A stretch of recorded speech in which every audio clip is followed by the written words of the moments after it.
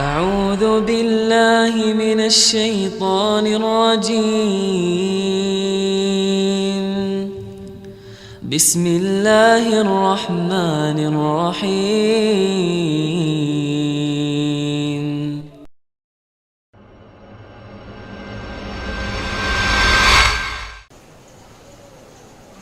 Hadirin yang dirahmati oleh Allah, mari kita simak hadis riwayat Imam Muslim.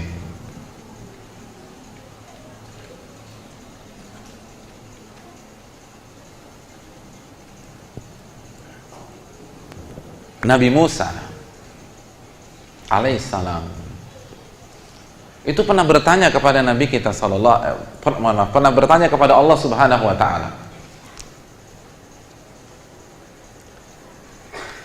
Sa'ala Musa rabbahu ma adana ahlil jannati manzilatan. Nabi Musa pernah bertanya kepada Allah Subhanahu wa taala tentang penghuni surga yang paling miskin, yang paling kere, yang paling nggak punya apa-apa. Kan penghuni surga kan bertingkat-tingkat tuh hadirin sekalian. Ada yang Firdaus, dan kita meminta kepada Allah agar kita menjadi penghuni Firdausil A'la. Amin ya rabbal alamin. Tapi nggak semuanya kan di Firdaus. Dan itu Firdaus paling tinggi. Ada yang di lantai 5-nya mungkin, lantai 4, lantai 3, ada yang di basement.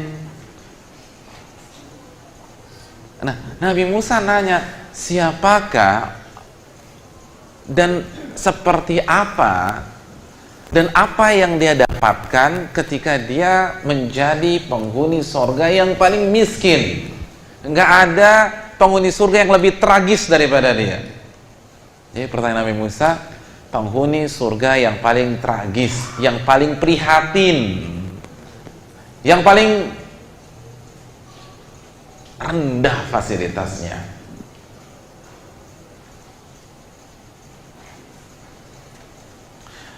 Lalu Allah menjawab, huwa rajulun yaji'u ba'dama udkhila ahlul jannatil jannata. Dia adalah orang yang paling terakhir masuk surga. Setelah semua penghuni surga yang lain telah masuk ke dalam surga sebelum dia. Kenapa? Kok dia terlambat? Karena kan transit dulu di neraka, dan dia yang paling terakhir. Jadi dari semua yang diazab dulu di neraka, dia yang paling terakhir keluar. Jadi bayangin nggak tuh maksiatnya apa? Dia masih beriman, tapi kemaksiatannya parah banget gitu. Mungkin bawa uang rakyat tetenan atau triliunan-triliunan. Mungkin pernah selingkuh, berzina dengan ratusan wanita. Mungkin biseks juga. Perempuan oke, laki-laki nggak masalah. Tapi kalau masih punya iman, ada peluang masuk surga nggak? Masih ada kan? Pembunuh, nggak asal nusuk aja, mungkin dia dipotong-potong dulu gitu loh, dicincang, dijadikan daging cak misalnya. Jadi parah banget nih kemaksiatannya. Akhirnya dialah orang terakhir yang bisa keluar dari neraka. Semua udah masuk tuh, semuanya udah, tinggal dia terakhir. Begitu dia dipersilahkan masuk surga, yuqalu lahu udkhulil jannah, wahai fulan, silahkan masuk ke surga. Fayaqulu ay rabb kaifa waqad nazala an-nasu manazilahum wa akhadhu akhadhatihim. Begitu dia masuk ke dalam surga, dia bingung. Lalu dia bertanya kepada Allah sambil meratap, ya Allah, saya mau tinggal di mana? Kayaknya surga udah penuh semua, udah dikapling-kaplingin sama orang, dan semua sudah menikmati fasilitas-fasilitas surga. dia pesimis masih dapat kapling di surga. Kalau semua udah dapat bagian mereka masing-masing. Lalu Allah Subhanahu wa taala memberikan tawaran kepada dia, orang yang paling tragis, paling belakangan masuk surga. Fayuqalu lahu atarda an yakuna laka mithlu malakin atau mithlu malikin min maliki dunia atau maliki min muluki dunia. Allah bertanya, an yakuna laka mithlu mulkin min maliki muluki dunia, maukah aku berikan fasilitas, kekayaan, akses seorang raja dari raja-raja dunia? Gimana? Mau nggak? Ridho nggak? Gimana kalau saya kasih engkau kekayaan, fasilitas raja dari raja-raja dunia? Kalau antum ditawarin itu, ridho nggak antum? Ini orang yang paling tragis di surga. Nah, ditawarin oleh Allah fasilitas raja dunia. Hadirin, ambil sampel satu deh biar semakin paham kita. Kita nggak usah jauh-jauh. Seorang raja dunia yang terkenal dan masih hidup dan tetanggaan sama kita, satu rumpun dengan kita, sama-sama warga ASEAN. Siapa dia? Hasanah Bolkiah. Dan ingat, dia bukan raja paling kaya pada detik ini, tapi sudah cukup melambangkan bagaimana raja itu hidup di dunia. Saya ingin tanya, pemasukannya itu berapa per bulan? Biar kita tahu bagaimana tragisnya penghuni surga paling terakhir. Pemasukan Hasanah Bolkiah per bulan berapa? Berapa? Antum gaji antum per bulan berapa? Pemasukan Hasanah Bolkiah itu 90 euro per detik.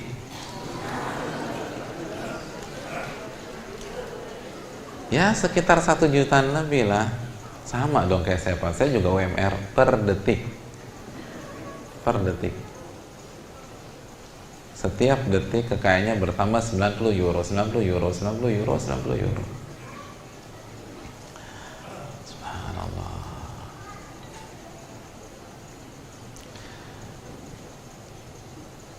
Saya ingin tanya, rumah antum kamarnya ada berapa?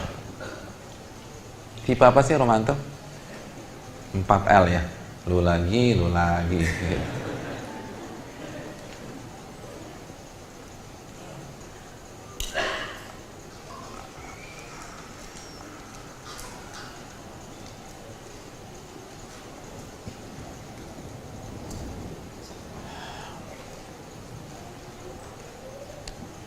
Dia punya 1788 ruangan. 1788 ruangan. Dan di antara 1788 ruangan itu ada 650 suite room yang taksiran satu kamarnya 150.000 euro, 1,7 M kira-kira ya. Saya nggak tahu euro pada hari ini berapa, kira-kira sekian lah. Itu satu kamar full furnish 150.000 euro. Dan dia punya berapa? 650 kamar. Satu kamar antum renovasinya berapa? Subhanallah. 1788 ruangan. dan perabotannya terbuat dari emas dan bertahta berlian, karena kita tahu dia terkenal sebagai pencinta emas. Iya kan, semua sendok emas, garpu emas, bajunya kan lapis emas. Salah satu orang terkenal di dunia pencinta emas sejati. Di rumah antum kamar mandi ada berapa? Kamar mandi? Kok bingung sih? Antum tinggal di mana selama ini? Karena kan nggak nanya ayat sama antum, nanya kamar mandi. Kalau ayat diem wajar. Berapa kamar mandi di rumah antum? 2. Ya 11-12 lah, dia 257 kamar mandi. 257 kamar mandi dan lapisan emas. Hadirin, mobilnya ada berapa? Antum punya mobil berapa sih? Data 2010 mobilnya ada 574 yang merek Mercy. Ya, yang merek Mercy, belum yang lain. Dan sebagian ada yang mendata bahwa dia punya 5.000 mobil, bahkan ada narasumber mengatakan dia punya 7.000 mobil. Jadi kalau setiap hari dia menggunakan satu mobil mewahnya dan di rolling setiap saat, maka ketemu mobil tersebut 20 tahun yang akan datang.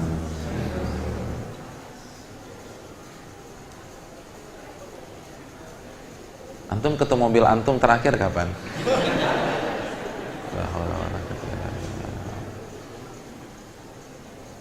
Dan dia penggemar mobil sport, mobil mewah.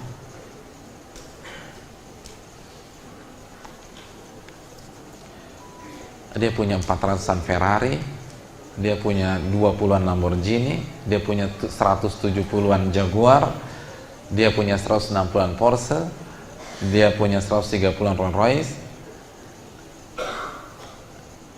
Mobil yang sangat luar biasa.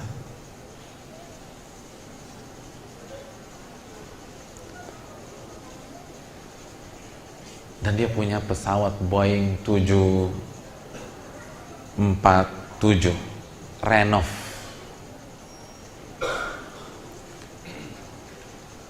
Dan renovasinya menghabiskan biaya kurang lebih 120 juta US dollar. Karena pesawat beliau kan dilapisi emas dan sangat mewah luar biasa di dalamnya. Subhanallah. Raja dunia, hadirin. Raja dunia.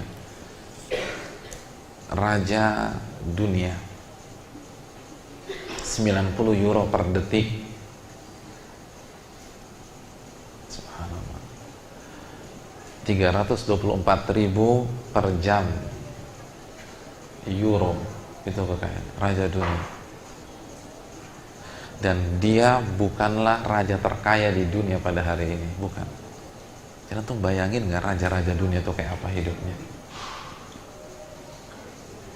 Itu yang ditawarkan Allah kepada siapa? Penduduk surga yang paling tragis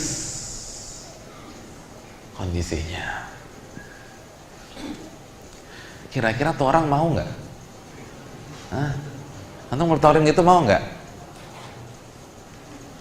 Kata dia, raditu rabbi, saya rela ya Allah. Ya gimana nggak rela begini? Lalu apa kata Allah Subhanahu wa taala kepada dia? Fayaqulu laka dzalik wa mithluhu wa mithluhu wa mithluhu wa mithluhu.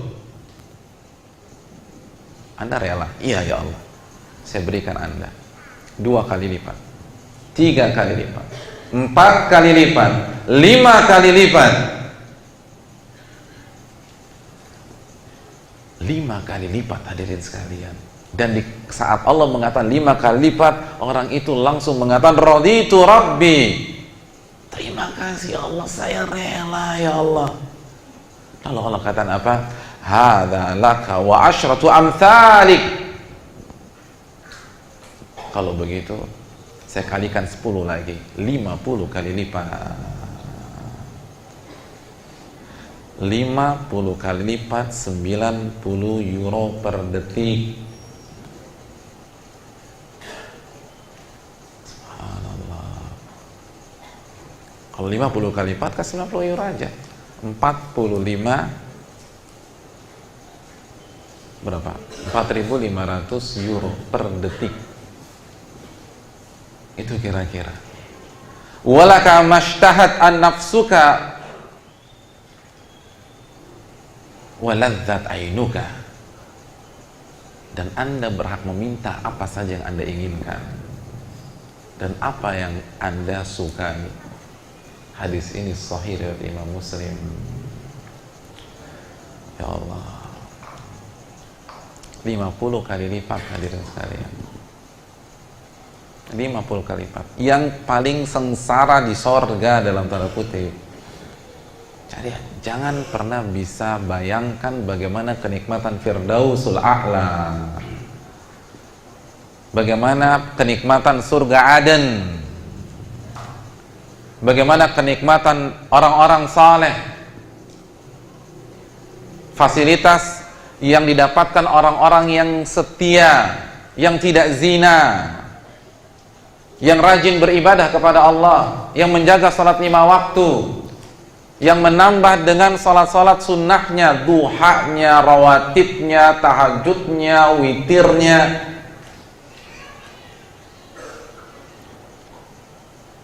Orang-orang yang mengerjakan haji dan umrah, orang-orang yang berinfak dan bersedekah. Ini yang tragis, kan tadi sudah kita bilang.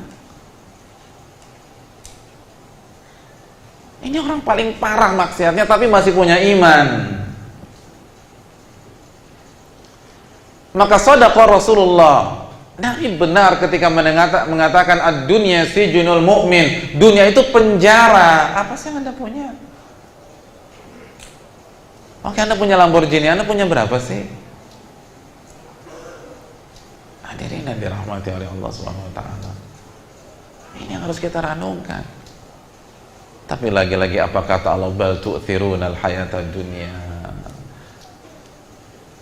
Namun kalian lebih memprioritaskan dunia lagi. Yaitu level kita, memang kita rendahan. Hobinya ya pakai level penjara. Nggak mau beribadah demi rapat dunia. Nggak mau datang ke majelis taklim demi olahraga dunia. Silakan olahraga, tapi kan hendaknya Anda prioritaskan ibadah kepada Allah. Alasan tenis lah, futsal lah, golf lah. Ada lapangan golf Anda dan stick golf Anda itu fasilitas penjara. Anda akan dapat lebih mewah di sana. Ini penjara. Yang kita perebutkan itu hanya fasilitas penjara. Jadi kalau gara-gara rumah kita gontok-gontokan, gara-gara warisan kita bunuh-bunuhan, berarti kita bunuh-bunuhan untuk mendapatkan sebuah sel di penjara. Na'udzubillah. Hadirin yang dirahmati Allah, coba kita renungkan. Fasilitas dunia ini nggak ada apa-apanya. Nggak ada apa-apanya. Nabi mengatakan dalam hadis riwayat Imam Muslim, yu'ta bi an'ami ahli dunya min ahlin nar. Orang yang paling kaya di dunia tapi masuk neraka didatangkan di hadapan Allah Subhanahu wa taala pada hari kiamat kelak. Jadi kira-kira kandidatnya siapa nih? Qarun. Terus kalau era sekarang Bill Gates kalau nggak masuk Islam, Carlos Slim kalau nggak masuk Islam. Nah, pokoknya gitu deh. Kalau nggak masuk Islam, taipan minyak yang tidak masuk Islam itu dihadirkan, yang full fasilitas, full. Apa yang terjadi? Fayusbagu finnari sibgha. Lalu mereka Allah celupkan sekali celup ke neraka, sekali celup aja, nggak digoreng, ini nggak digoreng, nggak dipotong-potong, nggak dikasih celup aja, lalu diangkat lagi. Lalu Allah tanya kepada mereka, yuqalu ya bani Adam hal ra'aita khairan qat, wahai manusia, apakah anda pernah melihat kebaikan sekali aja dalam hidup anda? Hal marra bika na'imun qat, wahai manusia, apakah anda pernah menikmati sedikit saja kebaikan dan fasilitas? Fayaqulu la wallahi ya Rabbi, demi Allah ya Allah, nggak pernah kami menikmati hal itu semua. Lupa. Sekali celup, seluruh kenikmatan dunia dari orang yang paling kaya di dunia hilang semua. Jadi bayangkan nggak sih betapa rendahnya harta dunia ini. Dan itu real. Kita nggak usah bicara neraka deh yang mengerikannya begitu dahsyat. Kita bicara penyakit di dunia. Ada orang hidupnya full fasilitas dan selalu makan makanan paling enak di Jakarta. Bahkan mungkin di dapurnya ada chef bintang 5 khusus memasak untuk dia, untuk sarapannya, untuk makan siangnya, untuk malamnya, untuk appetizernya, untuk main course-nya, untuk dessertnya. Itu chef bintang 5. Di usia 50 kena kanker getah bening. Coba tanya sama dia, masih bisa ingat rasanya nasi goreng apa enggak? Kanker getah bening stadium 4, kanker usus stadium 4. Tanya sama dia. Ini 50 tahun full fasilitas, semua makanan terbaik, dengan bahan baku terbaik, daging terbaik, ayam terbaik, semua terbaik. Di usia 50 tahun kena kanker. Ini baru penyakit di dunia. Coba tanya sama kita, kalaupun kita punya teman, kita punya saudara yang orang kaya, lalu kena penyakit tersebut, tanya, masih ingat nggak rasanya bubur ayam? Lupa hadirin, nggak ada, hilang semuanya. Kenikmatan 50 tahun itu hilang, habis, hanya gara-gara penyakit 1 bulan, 2 bulan di dunia. Bagaimana di dalam kubur? Bagaimana pada hari kiamat nanti? Ini di dunia hilang sehilang-hilangnya. Gak ada rasanya sama sekali. Lupa. Ngunyah aja gak bisa. Nelen gak bisa. Habis sehabis-habisnya. Rendah serendah-rendahnya. Kalau itu di dunia, bagaimana di neraka nanti? Fasilitas dunia, fasilitas rendahan, kata Nabi SAW. Maka jangan Anda perjuangkan sampai menghalalkan yang haram, sampai melupakan waktu ibadah kepada Allah, sampai mengundur-mundur waktu sholat 5 waktu. Apa sih yang Anda cari? Ini loh, hilang semua, nggak ada ingatan lagi. أعوذ بالله من الشيطان الرجيم بسم الله الرحمن الرحيم